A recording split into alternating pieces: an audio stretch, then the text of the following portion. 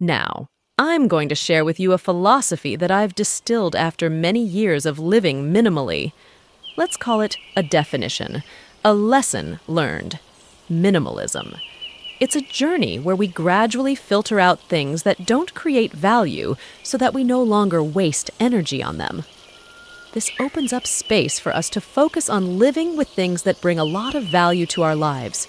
And that, in my opinion, is the root philosophy of minimalist living. From this root, let's look at the examples we often see when learning about minimalist living. The most common aspect we see is about material possessions. These aspects are all based on the philosophy above. Now, let's see why that is. I talked about the examples of suits. Why do minimalists often advocate for owning fewer material possessions? The reason is that they have determined that owning 100 suits does not make their lives better. On the contrary, it makes their lives more expensive, wasteful, and importantly, it makes their lives heavier, which makes them lose freedom. There will be people like me who, after reviewing, find that I only need 3 suits, so I will eliminate the other 97 suits from my life so that I can focus on the quality of those 3 suits. And with that, I have a lighter, freer life. But there will also be people who only need 1 suit, so they will eliminate 99 suits, and they will have lives that are even lighter than mine. And there will be people who may never own a suit in their lives, so they will completely eliminate the category of suits from their possession list.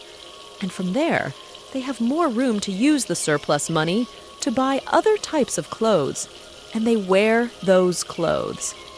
And all these examples are based on the fact that we return to find out what will make us happy, what we need, what we want, and importantly, how much we want. After finding the important answer, we will live just right in our needs. We don't live more, but we also don't need to live less. We sometimes see minimalists who keep running after the quantity of items, the less the better, but sometimes it goes lower than their needs. Then I think that is not right. I need 3 suits, so I will own exactly 3 suits. If you need 1 suit, then you will own exactly 1 suit. And there will be people who don't need this type of clothing at all, so they won't own any suits. From there, they make room to own things that create more value and joy for them. That is the core of the philosophy of minimalist living, that we go to find the root, our needs, and we live just enough with those needs, not more, but also not necessarily less. And once you have grasped the root of this philosophy, you can apply it to all aspects of life, not just confined to the aspect of material possessions. In the following sections, I will share with you some of the ways I have applied minimalism to other aspects of my life. The first and most obvious example is how I apply minimalism to my professional work. If any of you are familiar with fields like Santa Fe Sprite, you would know that a quality interface will always be a simple interface. The simpler it is, the harder it is to design. This is also true in product management. As I mentioned in the opening, the essence of product management is to find the answer to which feature creates the most value. From there, we focus all our efforts on those features and discard all the other miscellaneous features. Regarding this, Mr. Staff has a very famous quote that I will leave verbatim on the screen. The quote roughly translates to, "Simplicity is harder than complexity." We must strive to keep our minds clear in order to create simplicity, and the end result is well worth it. This is an example of applying minimalism to professional work. In addition, we can also use minimalism to apply to all management tasks. In my work, I work with many business leaders, both large and small, including some Musharraf companies. I have witnessed many business owners who, as soon as they set up their company, start setting up their human resources structure and immediately put people in those positions. Those people forget what their needs are at that stage.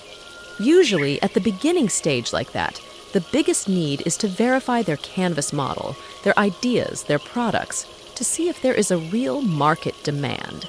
After that, Do whatever you need to do. For this, you don't need to have a whole machine to do it. Sometimes, you just need the right founder, and at most, a few more collaborators are enough. Then, in the operation of the company, when the company is a bit bigger, there are many more things. After they have found a reasonable business model, the company starts to grow a bit more, and by default, they start thinking about raising more capital from venture capital funds. But not every business model is suitable for venture capital funds. This path is only suitable for those who want to build a business that grows very fast, can increase by several 100% a year, so that they can create a very large company. And obviously, not every company belongs to this category. Not every business has the need to change the world. Sometimes we just need to create a moderate business with a positive cash flow, enough to generate income for ourselves and our employees. And in these cases, we don't necessarily have to seek capital from venture capital. These are two small examples of people who are following the beaten path and forget what their real needs are. And from there, they embrace things that are outside their real needs. In these cases, I think the philosophy of minimalist living can help us return to determine what we need, what we want, and what is enough for us. And we build everything based on that foundation. In a similar vein, I believe the philosophy of minimalism can also be applied to relationships and family matters. This is because everyone has different needs in life. Some people want to build a family, have children, and raise them. But there are others who just need a life partner with whom they can share life's joys and sorrows, to journey together to the ends of the earth. They don't need to build a family with children. There will also be people who just want to focus on their ambitions and dreams in their work. In these cases, they might just need a girlfriend or boyfriend to share a bit of joy and sorrow, and that's enough. And because everyone has different needs in life, it's important to determine what you really want. Only then can your life be not a burden, and more importantly, it won't make the people around you suffer. All of this is because they can't determine what they want, what is enough for them. Looking around, we will see some cases where they just need a girlfriend, but they bring a wife home, and in the end, both have to suffer. Now, let's imagine the opposite case with those people. These are the people who want to spend 80% of their time in their life for work, 20% of their time for love. Now, suppose they live according to their needs. They get to spend most of their time focusing on work, and they have a partner, and others there also only need to spend 20% of their time for love, and they match each other. Then society will have two more happy people. Or because there is an unhappy family, and these needs can change depending on each stage in life. You can be in your 20s, and your needs belong to the third group. But in your 30s, your needs may shift to the second group, and by the time you're in your 40s, your needs may be in the first group. This change is completely normal. When our needs change, we can add or subtract depending on how much is enough for us.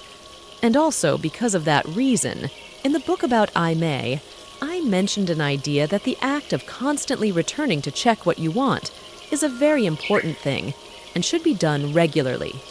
Otherwise, we will easily live according to inertia.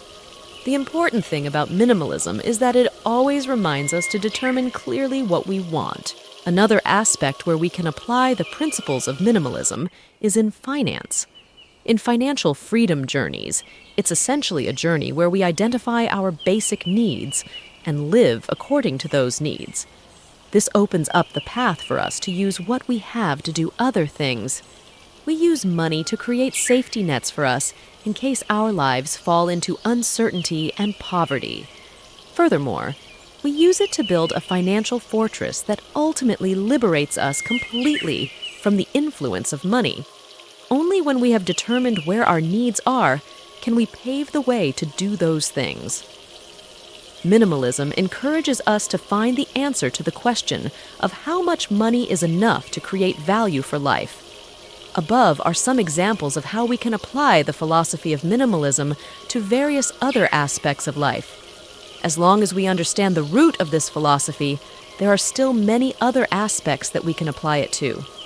In fact, when we truly understand the essence of minimalism, we will see that it is very similar to an Eastern concept of ours, that when we know what is enough, it will be the source of happiness, and minimalism is just that. If we have more, it's just more, with different manifestations and interpretations to make it clearer and more practical for modern life. But its roots are not too far from these philosophies. Personally, I believe that in the current situation, when society around us is facing many difficulties from the pandemic, and even deeper, things will not return to normal immediately, and the difficulties will continue. Therefore, more than ever, a minimalist life will help us overcome the difficulties in the upcoming period without reducing the quality of our lives. In fact, even in normal times when society is full, if we don't know what is enough, it will also make our lives always stressful. Because if we don't know how to stop to determine what is enough, we will always run after some vague enough and we will never feel enough. And if we don't know what is enough, it will be the source of creating a lot of fatigue and stress in life. And that, to me, is the complete and meaningful understanding of a minimalist life. These principles of living do not just encapsulate the act of owning 5 chopsticks and 3 bowls, and setting those minimalist standards. In fact, if we identify an aspect, such minimalist rules are also a form of distraction. The core is that we live so that we are happy, not to live to chase after some standards set by others. There are many people who practice a minimalist life but do not understand these core things, and sometimes it makes them lost, wondering why they have lived minimally but still do not feel happy. And hopefully, through some sharing in today's episode, I have helped you understand a bit more about this way of living. This is a way of life that has brought a lot of value to my life, and I hope it will also bring value to your life. I will stop this episode here. Actually, I still have some more content prepared about this minimalist life. However, this episode is a bit long already, so I will temporarily stop this episode here. If you find this content useful, please share it with your friends so that more people know about our report. Thank you, and see you in the next episodes.